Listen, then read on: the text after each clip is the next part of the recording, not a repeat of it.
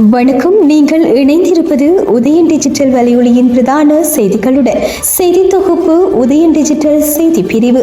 செய்திகளுடன் இணைந்திருக்கும் நான் லிஷா தரணீஸ்வரன். இலங்கை தமிழரசு கட்சியின் ஏற்பாட்டில் இன்று சங்கானை நகர பகுதியில் முள்ளிவாய்க்கால் கஞ்சி காய்ச்சி வழங்கப்பட்டது. இந்த நிகழ்வில் முன்னாள் போராளியான ஜெயசீலன் என்பவர் நினைவு சுடரினை ஏற்றி வைத்தார். அதன் பின்னர் இறுதிப் போரில் உயிர் நீத்த உறவுகளின் ஆத்மா சாந்திக்காக 2 நிமிட வணக்கம் செலுத்தப்பட்டது. இதன்போதும் இறுதிப் போரில் உயிரிழந்த உறவுகளின் பிணங்களில் காணப்பட்ட நகைகளை ராணுவம் திருடியதாக களத்திலிருந்து வயோதிப பெண் ஒருவர் இவ்வாறு தெரிவித்தார். அவர் மேலும் தெரிவிக்கையில், தடை கற்களை படிக்கற்களாக பாவித்து நாங்கள் சாதிக்க வேண்டும் என்ற எண்ணத்தில் முன்னேறி கொண்டிருந்தோம். அப்போது ராணுவம் எங்களை நோக்கி சுட்டது. துப்பாக்கி சூட்டில் உயிரிழந்த எங்களது உறவுகளின் உடலங்களை நாங்கள் தாண்டி வந்து கொண்டிருந்தோம். இதன்போது ராணுவத்தினர் இறந்து கிடந்த பிணங்களில் காணப்பட்ட நகைகளை கழற்றி தங்களது சப்பாத்துகளிலும் உடைகளிலும் மறைத்து வைத்ததை அவதானித்தோம். நாங்கள் உயிர்களை மாத்திரம் இழக்கவில்லை, எங்களது உடைமைகளையும் இழந்தோம். இறுதி நேரத்தில் உணவுக்கே பாரிய நெருக்கடியை எதிர்நோக்கினோம். இறுதியில் இருந்த வாகனங்கள் உட்பட அனைத்து சொத்துக்களையும் விற்று கஞ்சி காய்ச்சி குடித்து உயிரை தக்க வைத்தோம். இருப்பினும் 12-13ஆம் திகதிகளில் அந்த கஞ்சிக்கே வழி இல்லாத நிலை ஏற்பட்டது. அரிசி இல்லை, சமைப்பது என்றால் பாத்திரங்கள் இல்லை, உடைகள் இல்லை, பெண்களின் அடிப்படை தேவைகளை பூர்த்தி செய்வதற்கான வசதிகள் இல்லை. தொடர்ந்து போர் நடக்கும் போது ஓடிக்கொண்டிருந்தோம். இன்றைக்கும் எங்களால் சாதிக்க முடியும் என்ற நம்பிக்கை எமக்கு உள்ளது என்றார். இதில் வடக்கு மாகாண சபை முன்னாள் உறுப்பினர் சுகீர்தன், பிரதேச சபையின் உறுப்பினர்களான ஜெயந்தன், கந்தையா, லங்கேஸ்வரன், ஜெசிந்தன், ஆதவன் உள்ளிட்ட கட்சியின் உறுப்பினர்கள் பலர் கலந்து கொண்டனர். ஈழத்தமிழர்கள் மீது இனப்படுகொலை மேற்கொள்ளப்படவில்லை என்று கூறும் சிங்கள பேரினவாதிகள் உலகத்தின் கண்களையும் மனச்சாட்சியையும் மறைக்க பார்க்கின்றார்கள். காலங்காலமாக எங்கள் மீது புரியப்பட்ட இனப்படுகொலையின் கரைப்படைந்த வரலாற்றின் நாளான குமுதினி படுகொலையின் 40வது ஆண்டு நினைவேந்தலில் வலி சுமந்த நெடுந்தீவு மண்ணில் இருந்து கனேடிய பிரதமருக்கும் பிரம்டன் நகர மேயருக்கும் எனது நன்றிகளை பகிரங்கமாக தெரிவிக்கின்றேன் என நாடாளுமன்ற உறுப்பினரும் இலங்கை தமிழரசு கட்சியின் நாடாளுமன்ற குழு தலைவருமான சிவஞானம் ஸ்ரீதரன் தெரிவித்துள்ளார். நேற்றைய தினம் நெடுந்தீவில் நடைபெற்ற குமுதினி படுகொலையின் 40வது ஆண்டு நினைவேந்தல் நிகழ்வில் பங்கு கொண்டு உரையாற்றும் போதே அவர் இவ்வாறு தெரிவித்துள்ளார். மேலும் கருத்து தெரிவித்து அவர், குமுதினி படகில் குருநகர் கடலில் கொக்கட்டிச்சோலையில் சத்துருகொண்டானில் வாகரியில் நவாலியில் நாகர்கோயிலில் தொடங்கி முள்ளிவாய்க்கால் வரை கொத்து கொத்தாக எங்களை கொன்றொழித்துவிட்டு ஈழத்தில் இனப்படுகொலை நடைபெறவே இல்லை என்று வெளிவிவகார அமைச்சர் விஜித கீரத்தும் நாமல் ராஜபக்சவும் அலி சப்ரியும் தெரிவித்துள்ள கருத்துக்கள் உலகத்தின் மனசாட்சியை உழுக்கத்தக்க சிங்கள வல்லாதிக்க வெளிப்பாட்டுக்குரியவை. அத்தகைய கருத்துக்களை முன்வைத்தோருக்கு எதிராக நான் எனது வன்மையான கண்டனங்களை பதிவு செய்கின்றேன்.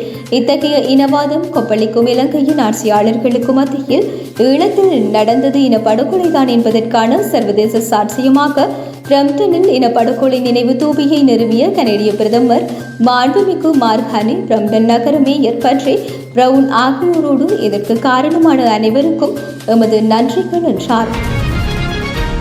ஆணையிரவு உப்பள தொழிலாளர்கள் நியாயமான கோரிக்கைகளை முன்வைத்து அமைதியான முறையில் நடத்தி வரும் கவனவீர்ப்பு போராட்டத்தை போலீசாரை கொண்டு நீதிமன்ற தடை உத்தரவை பெற்று அடக்குவதற்கு உப்பள நிர்வாகம் நடவடிக்கை எடுத்திருப்பது மிகுந்த கவலை அளிக்கின்றது என போராட்டத்தில் ஈடுபட்டிருக்கும் தொழிலாளர்கள் தெரிவித்துள்ளனர்.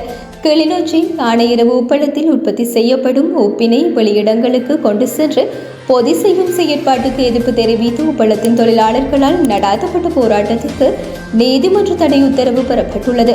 இந்த நிலையில் உப்பளத்துக்கு முன்பாக போராட்டம் நடத்தப்படும் இடத்தில் போலீசார் குவிக்கப்பட்டுள்ளதுடன் நீதிமன்ற தடை உத்தரவை சுட்டிக்காட்டி போராட்டத்தை கைவிடுமாறு போலீசார் தொழிலாளர்களிடம் அறிவுறுத்தி வரும் நிலையில் போராட்டத்தில் ஈடுபட்டுள்ள தொழிலாளர்கள் மேற்கண்டவாறு தெரிவித்துள்ளனர். அவர்கள் மேலும் தெரிவிக்கையில், இங்கு உற்பத்தி செய்யப்படும் உப்பினை இங்கே பொதியிடுங்கள்.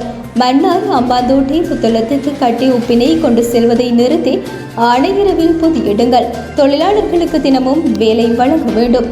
தொழிலாளர்களை தரக்குறைவாக நடத்துவதை நிறுத்த வேண்டும். உப்பள முகாமையாளரை மாற்றம் செய்ய வேண்டும். தொழிலாளர்களுக்கான ஒரு தொழிற்சங்கத்தை இயங்க விடுங்கள். ரஜசோல்ட் என்ற பெயரை ஆணையிரவு உப்பு என மாற்றம் செய்யுங்கள் போன்ற கோரிக்கைகளை முன்வைத்து அமைதியான முறையில் பந்தல் அமைத்து எமது கவனவீர்ப்பு போராட்டத்தை முன்னெடுத்து வருகின்றோம். இந்த கவனவீர்ப்பு போராட்டத்தை அடக்கும் வகையில் தவறான தகவல்களை போலீசார் ஊடாக நீதிமன்றின் கவனத்துக்கு கொண்டு சென்று எமது கவனவீர்ப்பு போராட்டத்தை தடுத்து நிறுத்த நடவடிக்கை எடுத்துள்ளனர். இதன் மூலம் இங்கிருந்து கட்டியுப்பை மூலப்பொருளாக அம்பாந்தோட்டை, மன்னார் மற்றும் புத்தளத்துக்கு எடுத்து செல்லும் நடவடிக்கையினை மேற்கொள்ள உள்ளனர். அதை நாங்கள் வன்மையாக கண்டிக்கின்றோம் என்றனர். இந்தியாவில் இருந்து இலங்கைக்குள் சட்டவிரோதமான முறையில் நுழைந்த 4 இலங்கையர்கள் உள்ளிட்ட 6 பேர் கைது செய்யப்பட்டு வல்வெட்டித்துறை போலீஸ் நிலையத்தில் தடுத்து வைக்கப்பட்டுள்ளனர். திருகோணமலை மற்றும் மன்னார் மாவட்டங்களை சேர்ந்த ஆண், பெண் மற்றும் 2 சிறுமிகள் என 4 இலங்கையில் இருந்து சட்டவிரோதமான முறையில் இந்தியாவிற்கு சென்ற நிலையில் இந்திய கடலோர காவல் படையினரால் கைது செய்யப்பட்டு மண்டபம் அகதி முகாமில் தடுத்து வைக்கப்பட்டிருந்தனர். இந்த நிலையில் குறித்த 4 இந்தியாவில் இருந்து மீண்டும் இலங்கைக்கு சட்டவிரோதமான முறையில் கடல் வழியாக திரும்பியுள்ளனர். அவர்கள் 4 வல்வெட்டித்துறை பகுதியை சேர்ந்த 2 படகோட்டிகள் இந்திய கடல் எல்லைக்குள் சென்று அழைத்து வந்துள்ளனர். இது குறித்த தகவல் அறிந்த போலீசார் சட்டவிரோதமான முறையில் இலங்கைக்குள் புகுந்த 4 அவர்களை அழைத்து வந்த படகோட்டிகளையும் கைது செய்து வல்வெட்டித்துறை போலீஸ் நிலையத்தில் தடுத்து வைத்து விசாரணைகளை முன்னெடுத்து வருகின்றமை குறிப்பிடத்தக்கது.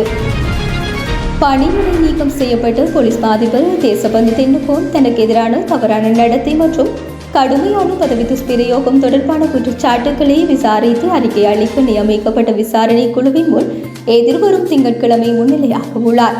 இதன்படி 19ஆம் தேதியன்று பிற்பகல் 2 மணிக்கு முன்னிலையாக திட்டமிடப்பட்டுள்ளதாக தெரிவிக்கப்பட்டுள்ளது. விசாரணை குழு உயர்நீதிமன்ற நீதிபதி பி சூரசேன தலைமையில் செயல்படும் நிலையில் போலீஸ் அதிபர் தேசபந்து தென்னகோனை அப்பதவியில் இருந்து நீக்குவதற்கான விசாரணை குழு ஒன்று அமைக்கப்பட வேண்டும் என்ற தீர்மானம் ஏப்ரல் 8ஆம் தேதி நாடாளுமன்றத்தில் நிறைவேற்றப்பட்டது. போலீஸ் அதிபர் TMW தேசபந்து தென்னகோனை அப்பதவியில் இருந்து நீக்குவதற்கான விசாரணை குழு ஒன்றை நியமிப்பது தொடர்பான பிரேரணை முன்வைப்பதற்கான தீர்மானம் ஆளும் கட்சியின் நாடாளுமன்ற உறுப்பினர்களில் 115 பேரின் கையொப்பத்துடன் கடந்த மார்ச் 25ஆம் தேதி சபாநாயகர் ஜகத் விக்ரமரத்னவிடம் கையளிக்கப்பட்டது. இதேவேளை குற்றச் செயல்களின் வரும்படிகள் சட்ட வரைவு தொடர்பான 2வது மதிப்பீட்டு விவாதம் இன்று நாடாளுமன்றத்தில் இடம்பெற்றது. 2வது மதிப்பீட்டு விவாதத்தின் பின்னர் குழு நிலையில் சட்ட வரைவு ஆராயப்பட்டது. இதனைத் தொடர்ந்து 3வது மதிப்பீட்டை அடுத்து வாக்கெடுப்பு இன்றி இச்சட்ட வரைவு ஏப்ரல் 8ஆம் தேதியன்று நாடாளுமன்றத்தில் நிறைவேற்றப்பட்டது. இந்த சட்ட வரைவு 2025ஆம் ஆண்டு மார்ச் மாதம் 1ஆம் தேதி நாடாளுமன்றத்தில் சமர்ப்பிக்கப்பட்டமையும் குறிப்பிடத்தக்கது. ஒரு உப்பு பேக்கெட் 60 ரூபாயாக விலை நிர்ணயம் செய்ய 76 ஆண்டுகள் ஆனது என்றும் எனினும் 60 ரூபாயில் இருந்து 400 ரூபாவாக மாற வெறும் 7 மாதங்கள் மட்டுமே ஆனது என்றும் முன்னாள் அமைச்சர் விமல் வீரவன்ச தெரிவித்துள்ளார். மற்ற அரசாங்கங்கள் எவ்வளவுதான் லஞ்சம் கொடுக்க முயன்றாலும் ஒரு பேக்கெட் உப்பு அல்லது 1 கிலோ அரிசிக்கு ஒருபோதும் லஞ்சம் கொடுத்ததில்லை என்றும் அவர் மேலும் சுட்டிக்காட்டியுள்ளார். கொழும்பில் இன்று நடைபெற்ற ஊடகவியலாளர் சந்திப்பில் அவர் தெரிவிக்கையில், தற்போதைய அரசாங்கத்தின் எந்த ஒரு திறமையின்மைக்கும் முந்தைய அரசாங்கங்கள் மீது பழி சுமத்தப்படுவதாக தெரிவித்துள்ளார். மோசடி மற்றும் ஊழல் இல்லாதது என்று கூறும் அரசாங்கம் உண்மையில் அவ்வாறு செய்வதன் மூலம் பணத்தை மிச்சப்படுத்தினால் ஒரு பேக்கெட் உப்பு, 1 கிலோ அரிசி மற்றும் ஒரு தேங்காய் எப்படி இவ்வளவு விலை உயர்ந்ததாக இருக்கும் என்று அவர் கேள்வி எழுப்பினார். எதிர்காலத்தில் மின்சார கட்டணங்கள் அதிகரிக்க உள்ளதாகவும் இதுபோன்ற சூழ்நிலையில் பொதுமக்களின் வாழ்க்கை மட்டுமல்ல முழு தொழில்துறை அமைப்பும் பெரும் நெருக்கடிக்கு தள்ளப்படும் என்றும் அவர் தெரிவித்தார். கடந்த ஆண்டின் இறுதிக்குள் லாபம் ஈட்டிய மின்சார சபை 7 மாதங்களில் எப்படி நஷ்டத்தை சந்தித்திருக்க முடியும் என்றும் அவர் இதன்போது கேள்வி எழுப்பியிருந்தார். எதிர்காலத்தில் மின் கட்டணம் இன்னும் அதிகரிக்கும் என்றும் சுட்டிக்காட்டினார். உலகின் பல நாடுகளைப் போல இலங்கை பாலஸ்தீனத்திற்கு ஆதரவு அளிக்கும், ஆனால் ராஜதந்திர பொருளாதார தேவைகளுக்காக இஸ்ரேலுடன் உறவை பேணும் என அமைச்சர் விமல் ரத்நாயக்க தெரிவித்துள்ளார். மேலும் கருத்து தெரிவித்த அவர், இலங்கை இஸ்ரேலுடனான உறவை திடீரென துண்டித்ததால் பொருளாதாரம் பெரும் பாதிப்பை எதிர்கொள்ளும். இதன் காரணமாக இஸ்ரேலில் வேலை பார்க்கும் பல இலங்கையர்கள் வேலையை இழக்கும் நிலை ஏற்படும். எங்களால் இதனை செய்ய முடியாது. உலகின் பல நாடுகளைப் போல நாங்கள் பாலஸ்தீனத்திற்கும் ஆதரவு அளிப்போம், ஆனால் ராஜதந்திர பொருளாதார தேவைகளுக்காக இஸ்ரேலுடன் உறவை பேணுவோம். பாலஸ்தீனிய விவகாரத்திற்காக இலங்கை இஸ்ரேலுடனான பொருளாதார ராஜதந்திர உறவினை துண்டித்தால் அது இலங்கையின் பொருளாதாரத்திற்கு பெரும் பாதிப்பை ஏற்படுத்தும். நாங்கள் சுதந்திர பாலஸ்தீன தேசம், சுதந்திர இஸ்ரேல் ஆகியவற்றை ஏற்றுக்கொள்கின்றோம். இரண்டையும் வேறு வேறு அரசாங்கங்களாக நாங்கள் கருதுகின்றோம். இலங்கை இஸ்ரேலுடன் தொடர்ந்தும் உறவுகளை பேணும். இலங்கை சுதந்திர பாலஸ்தீன தேசம் என்ற நிலைப்பாட்டில் உறுதியாக உள்ளது. இஸ்ரேல் அப்பாவி பாலஸ்தீனியர்களை கொலை செய்வதை கண்டிக்கின்றது என்றார். இத்துடன் உதயம் டிஜிட்டல் வலையொலியின் இரவு நேர பிரதான செய்திகள் நிறைவடைகின்றன. தொடர்ந்தும் நாளை காலை நேர பிரதான செய்திகளுடன் இணைந்திருங்கள். வணக்கம்.